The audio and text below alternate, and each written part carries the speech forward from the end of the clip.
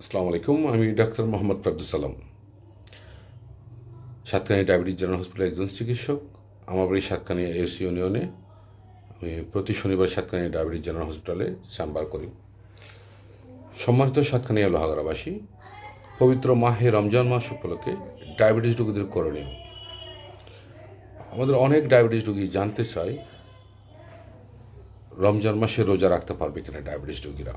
হ্যাঁ, আপনি চাইলে রোজা রাখতে পারবেন যদি আপনার ডায়াবেটিস নিয়ন্ত্রণে থাকে এবং একই সাথে ডায়াবেটিসের সাথে আপনার শারীরিক অন্য কোনো জটিলতা না থাকে, কিডনির রোগ, হার্টের রোগ, লিভার, স্ট্রোক, হাইপারটেনশন বা ব্লাড প্রেশার, অন্য কোনো শারীরিক সমস্যা না থাকলে, আপনার ডায়াবেটিস নিয়ন্ত্রণে থাকলে অবশ্যই আপনি রোজা রাখতে পারবেন।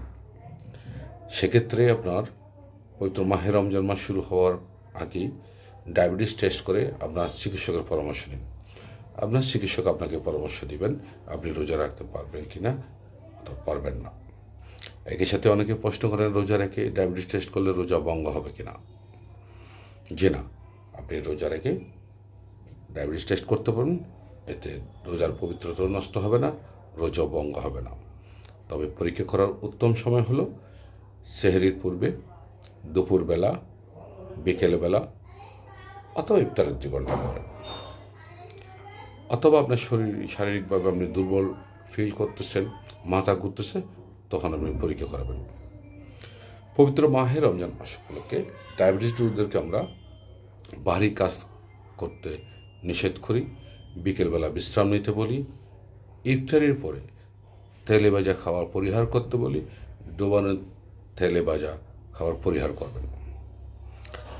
একই সাথে আপনার উচিত আপনার চিকিৎসকের সাথে রমজানের আগে সাক্ষাৎ করা, কারণ আপনার যে এতদিন ধরে রমজানের আগে যে চিকিৎসা আপনি নিয়ে যাচ্ছেন সেখানে আপনার মেডিসিনের রমজান মাসে আমরা 1 মাসের জন্য আলাদা একটা ডায়াবেটিসের চিকিৎসা দিয়ে থাকি।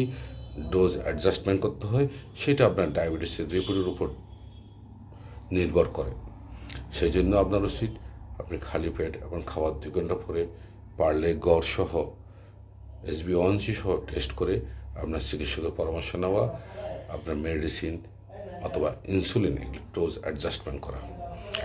ইন জেনারেলি আমরা বলি সকালের ওষুধগুলো আপনি ইফতারের সময় নেবেন, রাতের বেলার ওষুধগুলি আমরা সেহরির সময় খেতে বলি। অনেক সময় আমরা ডোজ অর্ধেক করে দিই অথবা 30% কমাই দিই। ধন্যবাদ, ভালো থাকবেন, সুস্থ থাকবেন, আল্লাহ হাফেজ।